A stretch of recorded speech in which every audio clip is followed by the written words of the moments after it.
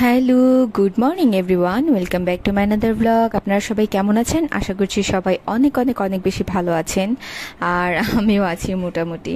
তো এখানে হচ্ছে সকালবেলা ঘুম থেকে উঠেই দেখি যে আন্টি হচ্ছে রুটি বানাচ্ছে। তো আন্টি রুটি বানাচ্ছে দেখে ভাবলাম একটু আপনাদেরকে দেখাই, কারণ আমি তো একদমই রুটি বানাতে পারি না। এই জিনিসটা আমার কাছে মনে হয় যে যারা রুটি বানাতে পারে তারা খুবই গুণী একটা মানুষ, কারণ আমার রুটি কখনোই পারফেক্ট হয় না। আর আমি আসলে চেষ্টা করতেই ভয় পাই। রুটি বানানোটা আমার কাছে খুব একটা ভয়ঙ্কর ব্যাপার মনে হয়, খুবই কঠিন একটা ব্যাপার মনে হয়। আর এই যে এখানে দেখেন কুকুর দেখা যাচ্ছে, কুকুরগুলোকে দেখতে খুব কিউট লাগছে। তো আজকে হচ্ছে মেহগনি গাছ, যেটা আমি হচ্ছে গত কয়েকদিন ধরে আপনাদেরকে দেখাচ্ছিলাম যে মেহগনি গাছটার ছোট ছোট পাতা ছেড়েছে। তো দেখতে ভালো লাগছিল, কিন্তু বলেও ছিলাম যে আসলে মনে হয় না এটা বেশি দিন আর থাকবে বা ছেটে ফেলা হবে, এরকম একটা কথাবার্তা চলছিল। তো সেই গাছই হচ্ছে আজকে কাটা হচ্ছে। আর এখান দিয়ে হচ্ছে মা রুটিগুলো ভেজে নিচ্ছে। তো গতকালকের হচ্ছে চিকেন কারি ছিল, সেটা দিয়ে হচ্ছে আজকে সকালবেলা আমরা ব্রেকফাস্ট করব, রুটি আর চিকেন কারি। তো তার মধ্যে হচ্ছে আবার আমার হালকা পাতলা একটু শরীর খারাপ, সেটা তো আমি বলেইছি। আর আজকে হচ্ছে আমার ছেলেকে হচ্ছে ভিটামিন এ খাওয়াতে নিয়ে যাব। অনেকদিন ধরেই হচ্ছে খাওয়াচ্ছে, কিন্তু আমি সময় করে উঠতে পারছিলাম না। আর ট্রিভ হচ্ছে আমার হাতে ছাড়া তেমন একটা খেতেও চায় না। আমার এরকম একটা সন্দেহ ছিল যে খাই কিনা। তো সেই জন্য হচ্ছে আমি একটু দেরি করে সব বুঝে শুনে নিয়ে গেলাম। তো বলছিলাম যে শরীর খারাপ, তো তার মধ্যে হচ্ছে লাস্ট কয়েকদিন মাথা ব্যথা, জ্বর, শরীর অস্থির করা, প্রেশার হাই লো সব কিছুই হয়েছিল। তো আমি ভাবছিলাম যেহেতু আমার জেস্টেশনাল ডায়াবেটিস ছিল, আমার ডায়াবেটিসের প্রবলেমটা আবার বেড়েছে কিনা।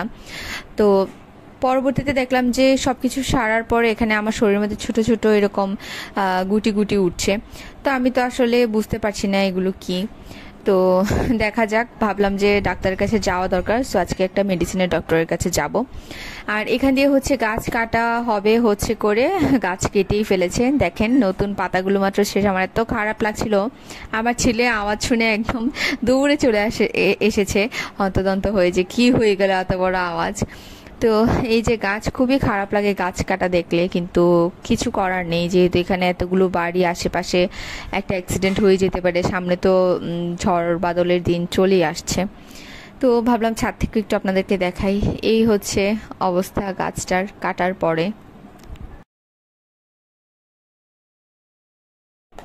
তো আমাদের সবারই মোটামুটি সকালের নাস্তা শেষ হয়ে গিয়েছে করা, ব্রেকফাস্ট যে যা করার করে ফেলেছে, আমার ছেলেও করে ফেলেছে। তো এখন হচ্ছে যেহেতু ওকে বলেছি ভিটামিন খাওয়াতে নিয়ে যেতে হবে, তো সেজন্য হচ্ছে আগে ওকে একটু প্রিপেয়ার করে নিই, মানে রেডি করে নেবো আর কি। আর এখানে হচ্ছে তারপর চাও বানালাম, খেয়ে নিলাম। আমরা হচ্ছে একসাথে রেডি হয়ে বেরিয়ে গেলাম। তারপর আমি আর আমার বোনই ওকে নিয়ে যাচ্ছি। তো বেরিয়ে দেখলাম যে একটা রিক্সা আছে এলাকার মধ্যে, তো সেই রিক্সার মধ্যে হচ্ছে উঠে গেলাম। আর এই যে তৃপ্ত ভীষণ খুশি, বের হতে পেরেছে, আশেপাশে দেখছে ইচ্ছে মতো, খুবই খুশি। তো যাই হোক, তো পরবর্তীতে হচ্ছে টিকা খাওয়াতে নিয়ে যাওয়ার পর গিয়ে দেখি ওখানে এত বেশি মানে মানুষের ভিড় ছিল, অনেক লম্বা লাইন ছিল। আর মোটামুটি তাড়াতাড়ি যাওয়ার চেষ্টা করেছিলাম, কিন্তু তারপরে একটু দেরি হয়ে গেছে, যেহেতু আমারও শারীরিক কন্ডিশন ভালো না। তো পরবর্তীতে গিয়ে লাইনে দাঁড়ালাম, লাইনে দাঁড়িয়ে হচ্ছে অনেকক্ষণ দাঁড়িয়েছিলাম। তো দেখলাম যে খুব আস্তে আস্তে হচ্ছে প্রসেস চলছিল আর কি। তো এই আর কি, গরমের মধ্যে দাঁড়িয়ে থাকাটাও একটা মানে বিরক্তিকর বিষয়, আর বাচ্চা নিয়ে দাঁড়িয়ে থাকা তো আরও বেশি বিরক্তিকর বিষয়। নেমেই যখন এত মানুষের ভিড় দেখছিলাম, আমি আসলে বোকা বনে গিয়েছিলাম। আমার বোন আমাকে বকা দিচ্ছে যে তুই দাঁড়িয়ে আছিস কেন, তাড়াতাড়ি ওকে নিয়ে গিয়ে লাইন ধর।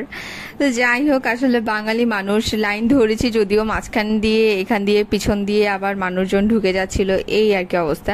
তো যাই হোক, এই ফুটেজটা আবার আমার বোন নিল, আমি আমার ছেলেকে নিয়ে হচ্ছে দাঁড়িয়েছিলাম লাইনের মধ্যে, তো আমার বোন এই ফুটেজটা নিল। যাই হোক, এটা হচ্ছে সিটি কর্পোরেশন।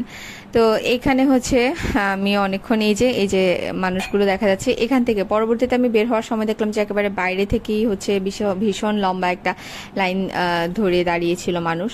তো যাই হোক, ভিতরে আমি ছিলাম, আমাকে আর দেখা যাচ্ছে না। তো তারপর যেমনই হোক কোনো রকম ঢুকেছি, কিন্তু আমার ছেলে তো কোনোভাবেই হচ্ছে ওকে খাওয়াতে পারছে না, মানে সব বাচ্চাদেরকে দিচ্ছে, খেয়ে বাচ্চারা হচ্ছে বেরিয়ে যাচ্ছে, কিন্তু আমার ছেলে ওনার হাতে খাবেই না, যিনি খাওয়াচ্ছিলেন ওনার হাতে খাবেই না। পরবর্তীতে যেহেতু এটা আসলে আইনের বহির্ভূত একটা জিনিস, আমাকে হচ্ছে উনি টিকাটা হাতে ধরিয়ে দিয়ে বলেছে আপনি বাসায় নিয়ে খাইয়ে দিন। যাই হোক, পরবর্তীতে হচ্ছে বাসায় নিয়ে চলে এসেছিলাম, ওকে বাসায় এনে খাইয়েছিলাম। তো যেমনটা বলছিলাম আমার আসলে শরীর খারাপ, তো তারপর হচ্ছে বাসায় গিয়ে ত্রিফকে রেখে আমরা ফ্রেশ হয়েছি। তারপর আমি লাঞ্চ টাঞ্চ করে হচ্ছে আমাদের বাসার সামনে মুন হসপিটালে আমি চলে এসেছি। এখানে একজন দিদি আছেন, বললেন যে ডক্টর দেখিয়ে দিবে। তো এখানে হচ্ছে মেডিসিন স্পেশালিস্ট শরীফুল ইসলামকে দেখালাম। তো যাই হোক, একটু কান্নার রিয়েক্ট করি। আসলে গত কিছুদিন যাবতীয় জ্বর, সর্দি, মানে পুরো বডিতে হচ্ছে হয়তো পেইন ছিল, কি আর বলবো। তারপর মাথা ব্যথা, চোখে ব্যথা, মানে খুবই অবস্থা একেবারে শোচনীয় হয়ে যাচ্ছিল আর কি। কিন্তু এখন যদিও তেমন একটা প্রবলেম হচ্ছে না, কিন্তু স্কিনের এই ছোট ছোট এই মানে ইচিংগুলো সবকিছু মিলিয়ে হচ্ছে ডক্টরের কাছে যেতে বাধ্য হয়েছিলাম। পরবর্তীতে যা বুঝলাম সেটা হচ্ছে যে আমার চিকেন পক্স হয়েছে। ডক্টর এটাই বললেন যে আমার চিকেন পক্স হয়েছে। ছোটবেলা তো আসলে আমার চিকেন পক্স কখনো হয়নি, সেজন্য হয়েছে। তো যেহেতু আমার জেস্টেশনাল ডায়াবেটিস ছিল, ডক্টর বলছিলেন যে হয়তোবা ডায়াবেটিসের কারণে আপনার রোগ প্রতিরোধ ক্ষমতা কমে গেছে, সেজন্য হয়তোবা হয়েছে। তো একটা চেক আপ দিয়ে নিন। পরবর্তীতে ডায়াবেটিস চেক করেও দেখলাম যে না, আমার ডায়াবেটিস নেই। তো যাই হোক, যেহেতু সবারই লাইফে একবার না একবার পক্স হয়, সেটাই আমার হয়েছে। এখন হচ্ছে ভয় আমার বেবিকে নিয়ে, ওর পক্স হয়ে যায় কিনা। যাই হোক, বাচ্চাকে চাইলেও দূরে রাখতে পারছি না। তারপর হচ্ছে সন্ধ্যার দিকে বেরিয়ে গিয়েছি ঈদের বাজার। তারপরও বেরিয়েছি হচ্ছে একটা প্রয়োজনীয় কাজেই, আসলে এগুলো কিনতেই হবে, কিছু গিফটস, কিছু স্পেশাল মানুষের জন্য কিনা আর কি। তো সেজন্যই হচ্ছে গিয়েছি শপিং করতে, ভিড় টিড় ঠেলে, অসুস্থতা নিয়ে। আর আমি হচ্ছে খুবই এনার্জেটিক একটা মানুষ, আমাকে হচ্ছে কোনো অসুস্থতাই কাবু করতে পারে না। তো এখানে কিছু গিফট কিনেছি আর কিছু নিজের জন্য 2-1টা জিনিস কিনেছিলাম।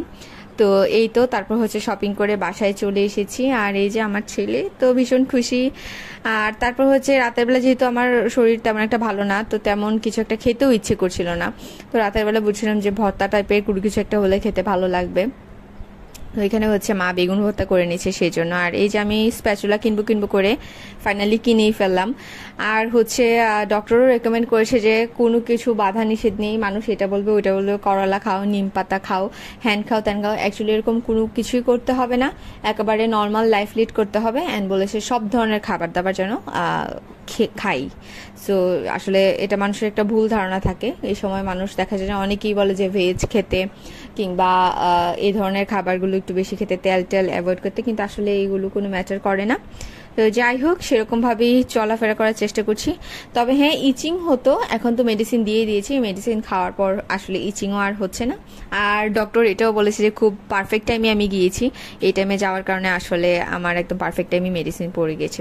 তো আজকের ব্লগ এ পর্যন্ত ছিল। সবাই ভালো থাকবেন, সুস্থ থাকবেন। আর যারা এখনো সাবস্ক্রাইব করেনি, সাবস্ক্রাইব করে দেবেন। দেখা হচ্ছে নেক্সট ব্লগে। টিল দেন সবাই অনেক বেশি ভালো থাকবেন। টাটা।